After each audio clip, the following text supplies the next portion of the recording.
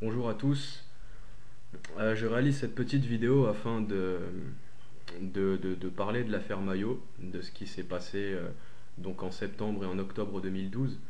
Euh, alors je souhaite revenir sur toute l'affaire, sur tout ce qui s'est passé. Je vais raconter dans les moindres détails le déroulement de cette histoire, de cette drôle d'histoire d'ailleurs, parce qu'il y a plein de paramètres que les gens ne maîtrisent pas. Et quand on ne maîtrise pas ces paramètres, eh bien on ne peut pas se permettre de parler de cette affaire tout simplement. Il y a beaucoup de bêtises qui sont dites sur Internet. J'ai tout vu, tout lu, tout entendu. On m'a traité de tous les noms, on m'a fait passer pour un infiltré, pour un RG, pour je sais pas trop quoi, un agent de la ligne D du RER, enfin on sait plus des CRI, des CRB, tout ça, on n'y est plus du tout. Donc il est quand même temps de replacer la vérité. C'est pas ma vérité, il est important de dire que c'est la vérité. Il y a une vérité, une façon de penser, une façon de faire. Donc voici la vérité sur l'affaire Maillot. Alors j'ai rencontré Stan et Jeannette, c'était en juillet 2012. Et lorsque j'ai rencontré Stan et Jeannette, il faut savoir que la plupart des protagonistes de l'affaire dans laquelle nous avons été incarcérés étaient déjà en contact avec Stan. Donc ce n'est pas moi qui ai mis en relation les différents protagonistes du dossier, hein. Finalement, ce n'est pas moi qui ai fait connaître Sandrine avec Stan, ni rien. Donc voilà, j'ai rencontré Stan et Jeannette en juillet 2012. Et donc on a décidé de travailler ensemble. On a parlé de différents dossiers. Ils m'ont surtout beaucoup testé, hein, parce qu'on ne rejoint pas Stan comme ça en fait. Il faut plus ou moins faire ses preuves, ce qui est à peu près normal d'ailleurs. Donc durant tout le mois d'août 2012, Stan, Jeannette et moi, nous ne sommes pas vus parce que, pour la simple et bonne raison qu'il y a eu un léger différend. Il m'avait demandé de ne pas parler de notre rencontre à quelques personnes. Euh, J'avais respecté cet engagement, sauf pour une personne à qui je ne pouvais pas mentir et qui de toute façon était bien au courant que je les avais rencontrés. Donc je ne pouvais pas me permettre de mentir à cette personne qui m'offre à manger, qui m'offre un toit, qui me dépanne de l'argent quand j'ai besoin. Donc je ne pouvais pas me permettre de lui mentir à cette personne. Donc je lui ai avoué que j'avais rencontré Stan, ce qui n'a pas plu à Stan. Stan a décidé de ne plus me voir pendant quelques temps, jusqu'à un fameux coup de téléphone en fin août ou début septembre, je ne sais plus très bien, dans lequel il me demandait comment se passait le dossier pour la victime de Franche-Comté. Excusez-moi. Donc j'ai clairement expliqué que depuis quelque temps j'alertais beaucoup de personnes sur cette affaire, que j'ai eu très peu de retours. Faut savoir que j'ai sonné quand même pas mal de gens pour l'affaire de Franche-Comté, et qu'avant cette année Jeannette, enfin, il n'y a personne qui est venu me porter secours, hein. J'ai eu deux trois mails d'encouragement, on m'a dit de procéder de telle ou telle façon, mais on m'a jamais apporté de soutien. Voilà, c'est clairement ce que je veux dire, hein. Donc beaucoup de gens cliquent sur Internet, beaucoup de gens parlent sur Internet, mais dans l'action, il n'y a pas grand-chose. Donc j'ai ce fameux coup de téléphone de Stan et Jeannette qui me demande comment ça se passe pour le dossier de Franche-Comté. Donc je pose immédiatement mes conditions en disant bien que j'accepte évidemment leur aide, mais qu'au vu de la façon dont se sont déroulés la plupart de leurs dossiers, c'est moi qui gère cette histoire et pas eux. Pour la simple et bonne raison que je connais la victime, qu'ils ne la connaissent pas, que je connais bon, plus ou moins les lieux, c'est-à-dire qu'on me les avait déjà décrits. Je connais un petit peu la Franche-Comté, sur tout le coin dans lequel la petite habite. Je dis la petite, hein, elle a un petit peu plus de 20 ans aujourd'hui, mais il faut la voir pour comprendre. Je vais essayer de ne pas m'étaler sur cette personne, parce qu'elle me demande de ne pas trop parler de son affaire. Il faut comprendre que depuis l'affaire Maillot, sa vie a été un enfer, et qui était déjà un enfer avant d'ailleurs. Donc je demanderai aux gens de ne pas parler de la victime et de ne pas parler de l'affaire de Franche-Comté. On va simplement parler de cette histoire d'incarcération et cette histoire de disparition. Donc je reprends. Je voulais donc gérer ce dossier. Nous donnons rendez-vous, donc Stan, Jeannette, Toff et moi, pour nous rendre en Franche-Comté. Alors une fois que nous nous rendons en Franche-Comté, donc en septembre, le 22, nous y étions un jour avant, hein. Mais le 22, nous devons donc rencontrer la victime. Je devais rester dans un camping-car avec Jeannette, et Toff et Stan, eux, devaient rester à l'écart, un petit peu plus loin. Euh, bah, il est évident que la victime n'ayant parlé qu'avec moi, enfin, il est quand même bien compliqué de lui faire rencontrer des hommes. C'est quelque chose qu'il faut bien intégrer. Le monde adulte pour elle est pas fiable et celui des hommes encore moins. Donc il a fallu déjà que je bataille pour la rencontrer, ce qui a pu se faire. Je lui ai demandé si la présence d'une personne du sexe féminin pouvait aider. Elle m'a répondu que oui, donc Jeannette m'a aidé dans cette tâche. Nous avons rencontré la victime de Franche-Comté. Et pendant que nous étions avec la victime, chose assez hallucinante, nous étions donc garés au bord d'une route. Nous regardions par la fenêtre et nous avons entendu des sirènes de voitures de police et plein de voitures de police qui passaient juste à côté du camping-car. Enfin, de gendarmes, excusez-moi, pas de police, la gendarmerie, que je sois bien clair, faut pas que je me trompe parce qu'après on va encore aller raconter n'importe quoi sur internet, enfin bref. Donc c'était des voitures de gendarmerie. Et qu'est-ce que c'est que ça? Et nous n'avons pas vraiment fait le lien parce que faut savoir que la victime m'a expliqué que leur coin était sujet à des comment on appelle ça, des cambriolages depuis quelque temps. Il y avait apparemment une bande de gitans, je sais pas trop quoi, qui traînait dans le coin. Il y a eu plusieurs cambriolages. Et vu qu'il y avait une alarme au loin qui retentissait, on a pensé que cette alarme et que les sirènes de ces voitures de gendarmerie étaient liées. Bon, apparemment, c'était pas le cas.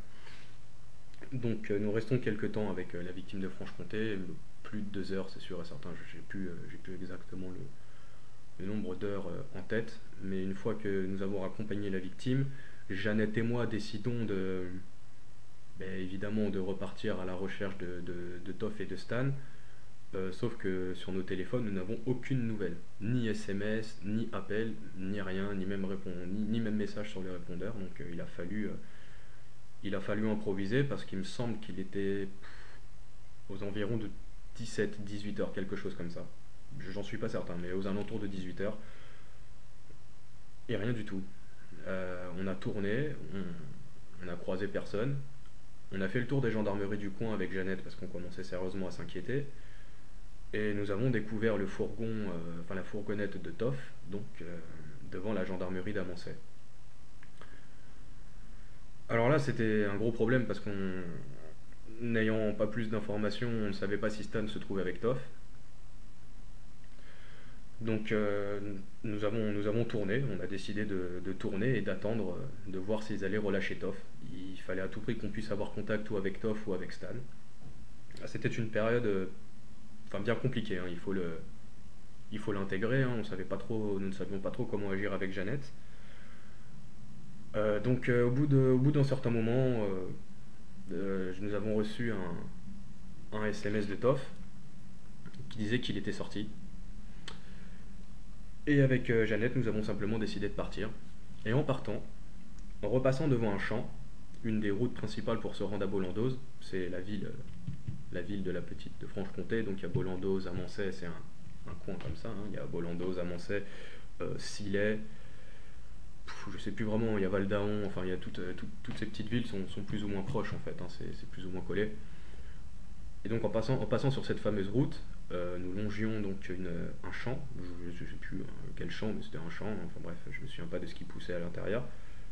Et en regardant par la fenêtre, Jeannette et moi avons vu Stan sortir de ce champ. Euh, donc Stan est parfaitement en vie, il va bien. Je vais vous raconter la suite de ces événements. Donc on récupère Stan à l'intérieur du fourgon, il était légèrement blessé au front. Ici aussi également.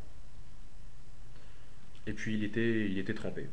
Faut savoir que enfin, nous étions en Franche-Comté en septembre, il faisait très humide, il avait plu, enfin beaucoup de brouillard. D'ailleurs, ce qui avait annulé le plan épervier, me semble-t-il, c'est normalement la mise en place d'un dispositif enfin, il faut quadriller la zone sur 50 km et envoyer des hélicoptères, des chiens, etc. Mais l'hélicoptère a été annulé pour cause de brouillard. Donc c'est pour vous dire à quel point le climat là-bas était assez spécial. Donc on a fait monter Stan dans le camping-car, nous nous sommes arrêtés, nous avons parlé, il nous a expliqué texto, c'est la version de Stan, que lorsqu'il était dans le fourgon avec Toff, ils ont vu des gendarmes s'approcher du fourgon.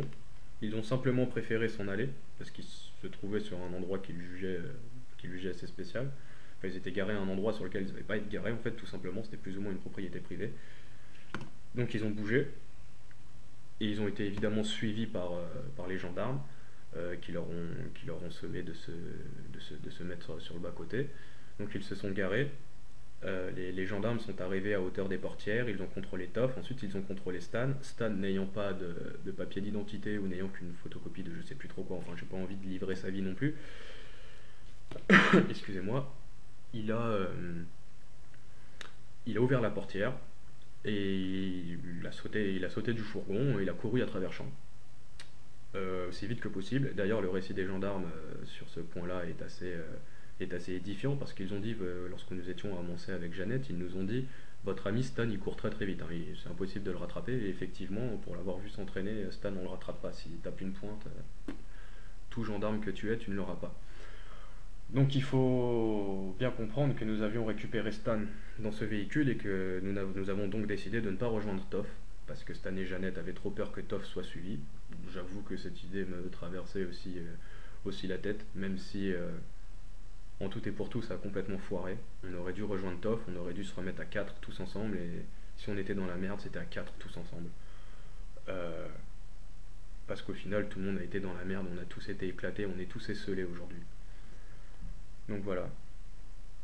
Donc avec Stan et Jeannette, nous nous sommes posés quelques temps, on a mangé un petit morceau, on a parlé et on a décidé de fuir, de fuir la région de la Franche-Comté parce qu'il était strictement impossible de rester dans le coin, hein, et l'alerte était donnée, il recherchait Stan. Alors un dangereux kidnappeur d'enfants, hein, vous vous rendez compte, en Franche-Comté, pour une affaire d'un réseau pédocriminel, ils étaient trop contents de mettre la main sur lui. Donc on s'est barré. Et l'endroit le plus sûr et le plus proche étant la Suisse, nous avons passé la frontière suisse. Et c'est à ce moment-là, je veux pas passer pour celui qui se détache d'une situation ou de certains faits, mais c'est à ce moment-là que Stan et Jeannette ont décidé de mettre en place un plan avec lequel je n'étais pas forcément d'accord, mais que j'y adhère ou pas. De toute façon, ce plan aurait été mis en place parce qu'il faut bien intégrer un paramètre, c'est que même si je suis avec Jeannette et Stan et que nous sommes en train de parler, c'est Jeannette et Stan qui fonctionnent ensemble. Les personnes extérieures leur apportent des coups de main, mais ne sont jamais réellement... Enfin, c'est eux, ils bossent ensemble et les autres autour sont juste des gens desquels on peut se servir pour avoir de l'aide. C'est pas péjoratif, hein, ce que je dis, c'est leur façon de fonctionner. Voilà. Au final, je suis à peu près pareil, hein. J'ai pas mal de gens qui me contactent, mais je bosse à peu près tout seul parce qu'on en vient à plus savoir qui est qui dans ces histoires. Excusez-moi. Donc, pour reprendre, c'est à ce moment précis, lorsque nous étions en Suisse, que Stan et Jeannette ont décidé de mettre en place donc, ce fameux plan et cette fameuse fausse disparition de Stan. Alors, le but était de créer une émulation, le but était d'impulser un mouvement, le but était de fédérer les gens.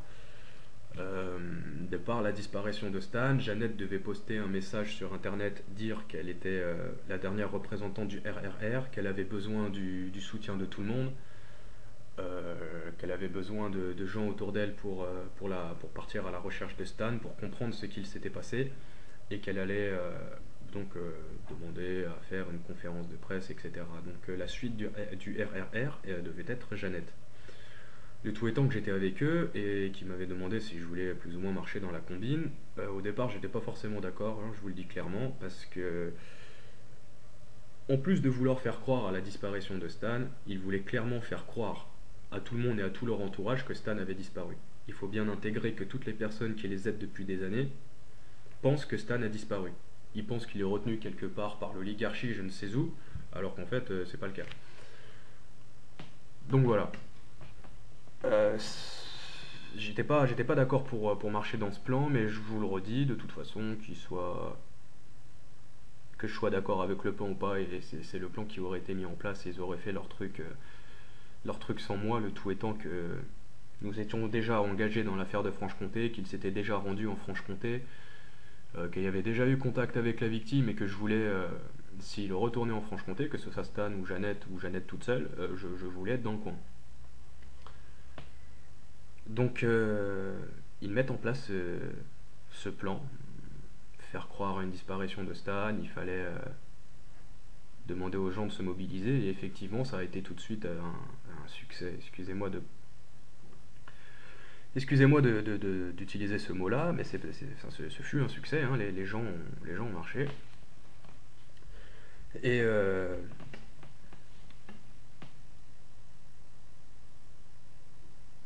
donc nous avons décidé de mettre en place cette conférence.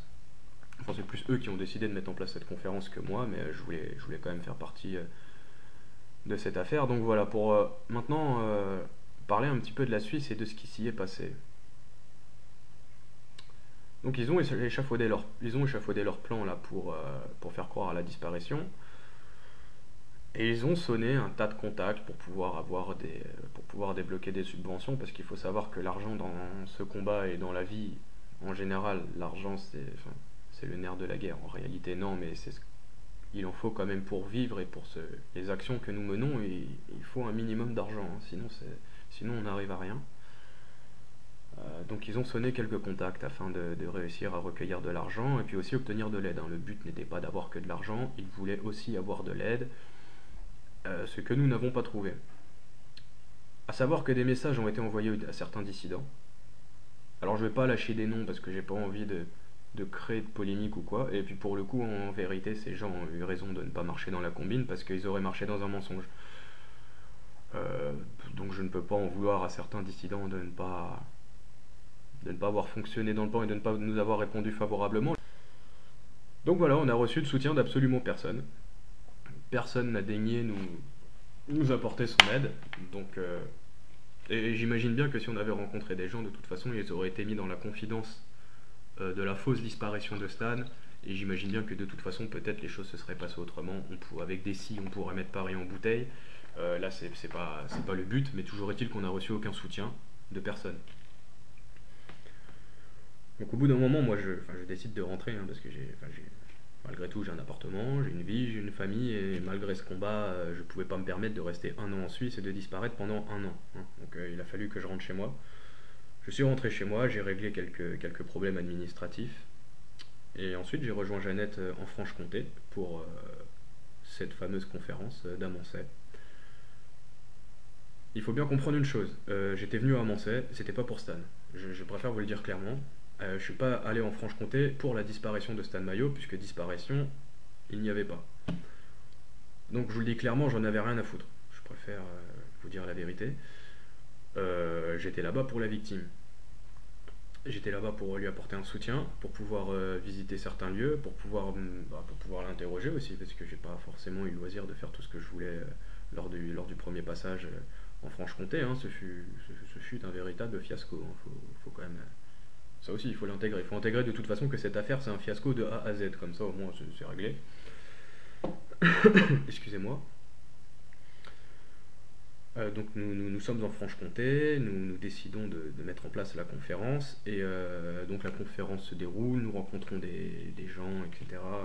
Suite à la conférence, et le lendemain de la conférence, donc Jeannette et plusieurs personnes qui étaient venues nous soutenir décident de se réunir dans un café et de créer une association qui s'appelle Les Amis de Stan Maillot, qui en soi n'est pas une mauvaise idée, je le dis, mais association dans laquelle j'ai jamais voulu baigner et dans laquelle j'ai jamais pris aucune importance, j'ai jamais voulu m'y investir, enfin ça part d'un mensonge. Donc créer des statuts pour une association qui partent d'un mensonge, enfin le but était de libérer Stan, de faire la lumière sur son étrange disparition, tout ça, enfin c'est absolument n'importe quoi. Donc il y a un mensonge, on en crée un deuxième, on englobe le tout, à la fin on a un paquet, et une fois qu'on l'ouvre, à l'intérieur il n'y a que de la merde. Donc il faut savoir que la cause anti-pédocriminelle peut franchement en pâtir de cette histoire, mais il faut quand même un jour lâcher la vérité, parce que j'imagine bien que ça sortira, et que les personnes qui pourraient parler de la vérité ou qui pourraient lâcher le morceau ne sont pas forcément des bonnes personnes. Donc je préfère que la vérité vienne de ma bouche. Cette histoire, c'est de la merde de A à Z. Je vais boire un verre un petit peu d'eau, vous m'excuserez. Oups. Et donc, ils décident de créer cette association des amis de Stan Maillot, de combine dans laquelle je ne souhaite pas marcher. Et c'est pour cette raison que depuis d'ailleurs ma sortie de prison, on ne me trouve pas impliqué dans les amis de Stan Mayo. C'est pour cette raison que les gens m'en veulent et disent que je ne parle pas de l'affaire Gachadoa, que je ne parle pas de l'affaire Stan Mayo, que je ne parle pas d'avancée. Il y a quand même des raisons, c'est parce que tout ça c'est un gros paquet de merde, ça veut pas dire que toutes les histoires sont fausses. L'affaire de Franche-Comté, il y en a certains qui disent qu'il n'y a pas de réseau, mais vous êtes personne pour dire ça, hein. Vous n'y étiez pas, vous connaissez pas cette affaire, donc voilà. Pour l'affaire Gachadoa, je préfère pas me prononcer, de toute façon il y a un procès en cours, mais si vous voulez mon humble avis, malgré ce que dit Sandrine sur mon compte, elle a mon soutien, voilà, faut le savoir ça aussi. Et l'affaire de la disparition, c'est du vent, donc c'est que de la merde tout ça. Donc moi je sors de prison, je me suis jamais investi dans cette association, là, les amis de Stan Mayo, et il est vrai que on m'a dit que j'ai fanfaronné sur internet, il est vrai que je me suis détaché de toutes ces histoires, que j'ai continué mes activités anti-pédocriminelles qui ne sont pas visibles sur internet, parce qu'il y en a certains qui ont suivi mon site internet, mais il faut savoir que mon site, ce n'est pas le relais de mon travail, hein.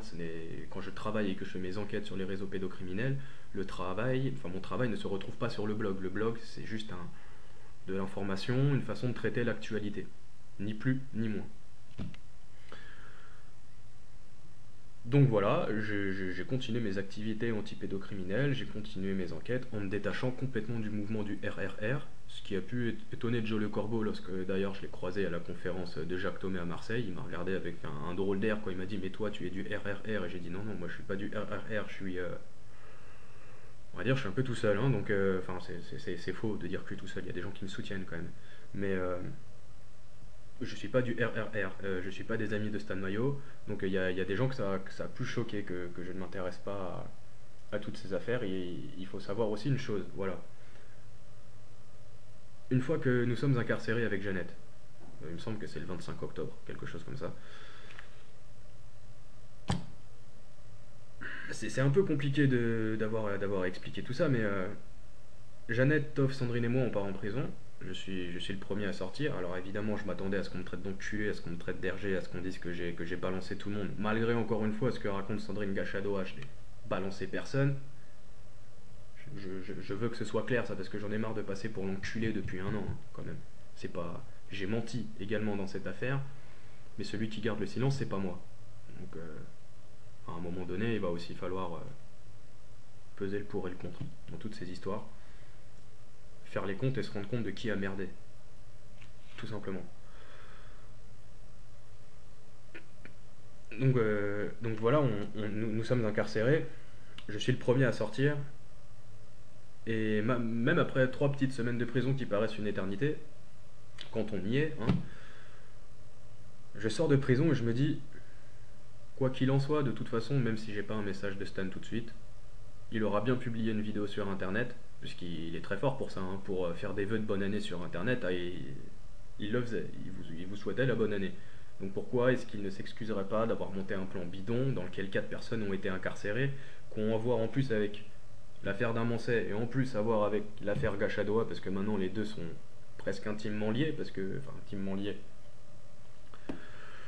à cause de l'émulation que ça a créé en fait, je dirais. Donc non, finalement je sors de prison, sur aucune de mes boîtes mail je n'ai de message, aucun message de Stan, à la limite qu'il n'y en ait pas pour moi, parce qu'il peut penser que c'est moi qui ai balancé tout le monde, que c'est à cause de moi que tout le monde est fini en prison, et que c'est qu'à cause de moi qu'il y a eu les flics dans ces histoires, à la limite, je m'en fous, il a le droit de le penser et je peux le comprendre. Le tout étant, qu'il n'y a même pas un message pour sa femme, alors vous me direz oui, mais on sait pas, peut-être qu'il lui a fait parvenir des messages, etc. Mais enfin quand même, excusez-moi, il y a 4 personnes incarcérées, se taire alors qu'on est en pleine santé et qu'on n'est pas mort et qu'on n'est pas retenu par l'oligarchie, c'est quand même limite. Donc Stan, moi, son travail, le travail qu'il a accompli avant, parfait, très bien, c'est une personne qui a des couilles, c'est quelqu'un qui a fait ce que personne n'osera jamais faire. Je vous le dis clairement, même, il a fait des trucs que moi-même je ne ferai jamais, et pourtant je suis prêt à aller loin dans ces histoires. Donc Stan a du courage. Le tout étant, c'est que quand quelqu'un merde, il faut le dire, parce que ça rejaillit sur tout le monde, ça rejaillit sur tout un combat, et il y a un tas de personnes qui se font un sang d'encre. Moi, ça fait plus d'un an que les gens viennent me voir à chaque rassemblement, ou qu'on m'envoie des mails, hein, j'en reçois régulièrement, presque tous les jours, où je reçois des mails dans lesquels on me demande comment va Stan. qu'on me demande encore de raconter enfin, le déroulement de cette histoire, comment est-ce qu'il a disparu, où est-ce qu'il va bien, est-ce que j'ai des nouvelles. Au bout d'un moment, quand on aspire à s'occuper d'affaires pédocriminelles et qu'on nous demande tout le temps comment va Stan alors qu'on sait pertinemment qu'il va bien, quand on voit des gens s'imaginer des choses pas possibles, il est retenu par l'oligarchie dans une prison secrète de la CIA, du FBI, je sais pas quoi, mais vous êtes parti dans des délires, c'est n'importe quoi. C'est absolument n'importe quoi cette histoire. Donc Stan va bien. Nous l'avions récupéré avec Jeannette. Il faut savoir une chose, c'est peut-être le point sur lequel les gens vont se fixer pour ne pas me croire, parce qu'il y a des gens qui ne me croiront pas et je m'en fous. Une fois que je suis parti, que j'ai laissé Stan et Jeannette et que je suis rentré chez moi, avant donc de retourner sur Amancé avec Jeannette, il faut parfaitement comprendre que plus jamais je n'ai vu Stan. Plus jamais, hein, plus aucune nouvelle, rien du tout. Et lorsque j'ai vu Jeannette en Franche-Comté et que j'essayais de parler du sujet de Stan, fallait clairement pas aborder le sujet, hein. J'avais pas le droit d'être au courant j'avais pas le droit de savoir où il était. Et encore une fois, je peux comprendre parce que s'ils ont le moindre soupçon que la présence des flics puisse, enfin de la gendarmerie puisse venir de moi, bah, je peux comprendre qu'ils m'en disent rien. Cependant, fallait pas faire une conférence avec moi non plus, hein. Enfin bon. Voilà, donc j'attaque personne, je replace la vérité, hein. C'est ni plus ni moins que la vérité. Au bout d'un moment, il faut le dire, donc ne vous inquiétez pas. Stan va bien. N'allez pas vous imaginer des choses absolument hallucinantes. Alors il se pourrait qu'il y ait des retours, hein, par rapport à cette histoire. J'imagine bien que des gens vont vouloir m'attaquer, que des gens vont vouloir me discréditer, et j'imagine très bien d'où ça va venir. D'avance, ces personnes, je les emmerde, et j'ai ce qu'il faut sous le coude pour pouvoir les éclater quand il faut. Voilà, alors si des gens souhaitent avoir plus de précision, je reste disponible. Il y a ma boîte mail, certains ont mon numéro de téléphone, alors je vous avoue que j'ai pas envie non plus de voir mon téléphone sonner toutes les 5 minutes pour rien, parce que maintenant que j'ai dit que Stan n'avait pas disparu, ce serait quand même bien de me foutre la paix au moins sur ce sujet. Euh, donc je reste disponible, je peux répondre à vos questions. Si vous voulez qu'on monte une réunion, que je vienne vous voir, pas filmer, hein, un truc entre nous, que je vienne vous voir et qu'on discute de tout ça, je peux le faire, hein, il n'y a pas de problème. J'ai eu une réaction dernièrement qui est assez expéditive. J'ai fermé les sites internet et j'ai tout fermé, aussi les comptes Facebook, pour la simple et bonne raison que je souhaite qu'on me foute la paix quelque temps, parce que cette affaire va faire encore pas mal de bruit. Les sites internet ont simplement à voir avec le fait que j'ai plus envie de m'occuper d'un site, c'est de l'actualité et je suis tout seul et je peux pas me permettre de traiter l'actualité tout seul. Et lorsque des gens vous empêchent de monter un petit peu plus haut et qu'on sent qu'il y a une espèce de plafond qui vous empêche de passer, vaut mieux abandonner clairement, hein. Quand on sent que des gens sapent votre travail, hein, je le dis aujourd'hui, hein, il faut le savoir. Je dis pas que je suis quelqu'un d'exceptionnel et que j'ai apporté des choses hallucinantes dans ce combat, mais enfin toujours est-il que on est sans cesse bafoué, voire parfois censuré. Donc j'ai arrêté les sites internet pour cette raison. Je montrerai peut-être un site internet, mais avec une équipe, hein. Je ferai ça avec des gens, je ne le ferai plus tout seul. Donc mais par contre, les pages Facebook, c'est chiant, hein. Facebook, les gens croient qu'ils peuvent aller dessus et qu'ils militent une fois qu'ils ont cliqué sur j'aime ou partager. Ils croient qu'ils ont fait leur journée, ils croient qu'ils ont accompli une grande journée de militants, ils croient qu'ils ont enfin changé le monde. Il faut sortir un petit peu de ce schéma. Si tout le monde fermait ses comptes Facebook, qu'on se donnait tous rendez-vous par mail quelque part et qu'on se réunissait tous, ce serait 20 fois mieux que si on traînait tous sur Facebook sur des groupes, hein. Ouvrir 50 000 groupes Facebook, ça sert à rien. Partager les 50 000 articles qu'on connaît tous déjà, ça sert à rien. Donc voilà, moi j'appelle les gens à se réunir, et se réunir pour de bonnes choses, et pas derrière une affaire de disparition qui est fumeuse. Donc j'espère que Stan va réapparaître, j'espère qu'il postera un message, et combien même si c'est pour me cracher à la gueule parce qu'il a peut-être peur que je sois un indique ou quoi que ce soit, eh bien qu'il le fasse, mais au moins il y aura un signe de vie de sa part. Mais moi je vous le dis, Stan il va bien. Donc voilà, je vais m'arrêter là parce qu'une demi-heure de vidéo ça fait quand même un petit peu beaucoup pour tout ça. Je reste disponible, hein, je le redis, je me répète, j'ai du mal un petit peu à enregistrer cette vidéo, c'est quelque chose qui me porte sur la conscience depuis plus d'un an. Ouais, voilà, faut bien intégrer que ça fait quand même plus d'un an que Jeannette et moi, on a ça sur le dos, hein. Qu'il y a des gens dans cette histoire qui sont pas au courant en plus que Stan n'a pas disparu. Voilà, c'est lourd à porter tout simplement. Donc je vous souhaite à tous une bonne soirée. Je suis désolé pour ce que je viens de vous apprendre, mais quelque part j'estime que c'était à moi de le faire. Je préfère pas que ça vienne de la bouche de quelqu'un d'autre, parce que la vérité n'en serait pas sortie. Voilà. Voilà, je vous souhaite à tous une bonne soirée et je vous dis à très vite.